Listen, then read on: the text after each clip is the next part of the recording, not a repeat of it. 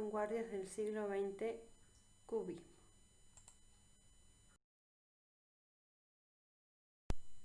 Bueno, el cubismo nació en Francia y se desarrolló entre los años 1907 y 1914, es decir, que duró 7 años. Paralelo a lo que es el futurismo, el fauvismo y el expresionismo. Los creadores de este movimiento fueron Picasso, Braque y Gris. El origen de su nombre surgió cuando Braque exponía en París en 1908 una serie de pinturas. ¿Qué pasó en ese entonces? Bueno, allí se encontraba Henri Matisse, un representante del movimiento fauvista, el cual, sorprendido por los trazos lineales y geométricos en las obras de Braque, comenzó a hablar de cubos. Entonces, a partir de ese momento, el cubismo había nacido y más adelante iba a ser aún más desarrollado por Braque y Picasso. ¿Por qué? Porque no solo es que va a existir el cubismo analítico, sino que también van a seguir desarrollándolo hasta llegar a un cubismo sintético.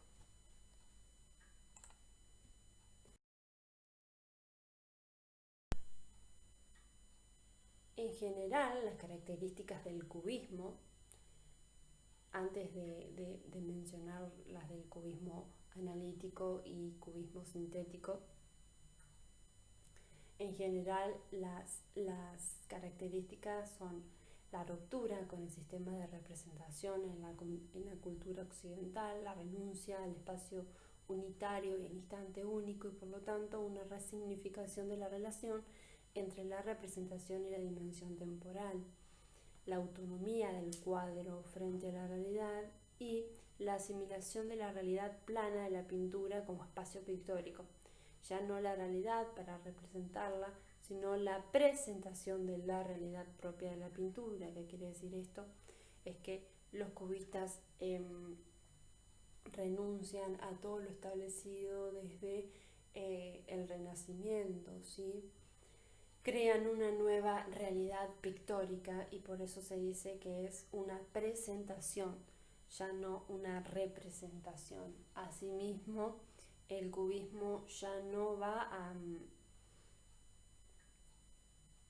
a preocuparse por representar lo que ve, ni tampoco como lo siente, sino que es un trabajo mucho más razonal.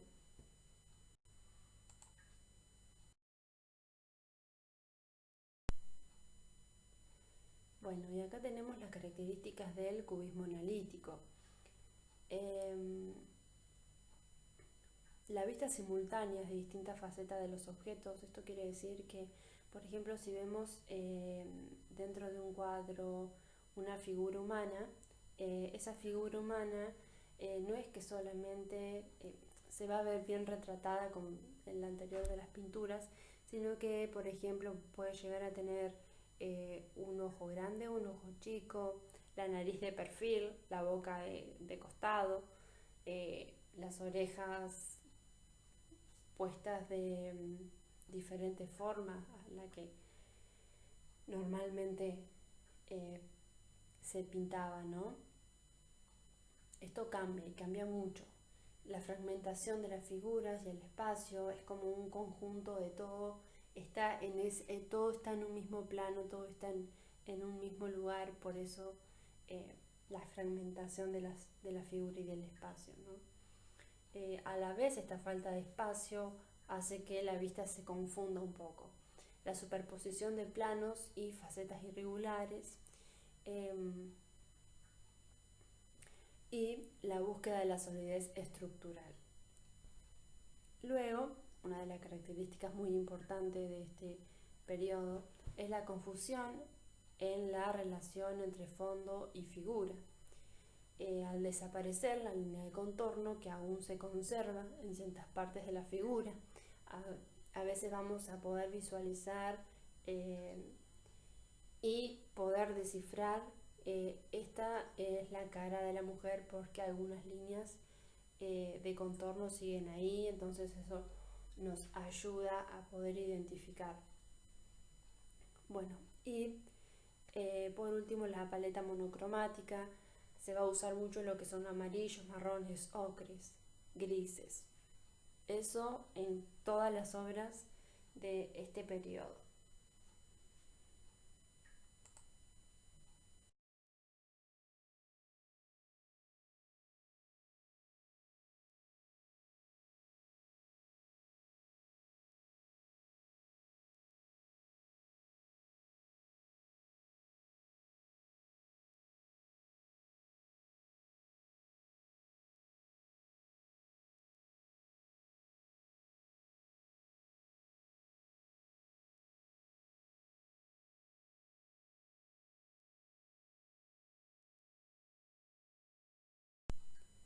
Bueno, aquí tenemos el cubismo sintético. ¿Qué nos dice cubismo sintético? Que van a llegar a ser lo más sintético posible en las obras.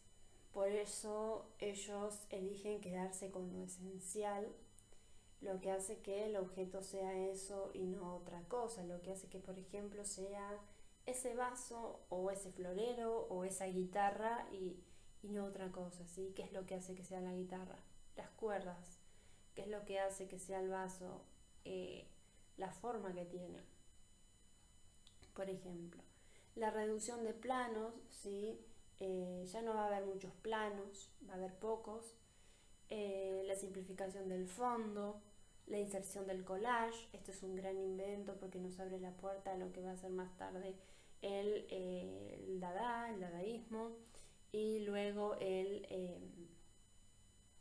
ready-made y el arte contemporáneo. Bueno, son elementos extras artísticos que enfatizan la realidad de la obra, es decir, son pedazos de tela, de madera, de cualquier cosa que tengamos en nuestra vida cotidiana, la llevamos a la obra, a la pintura, ¿sí? Y la reincorporación del color. Incorporamos los rojos, los naranjas, los violetas, todos los colores vuelven a la pintura.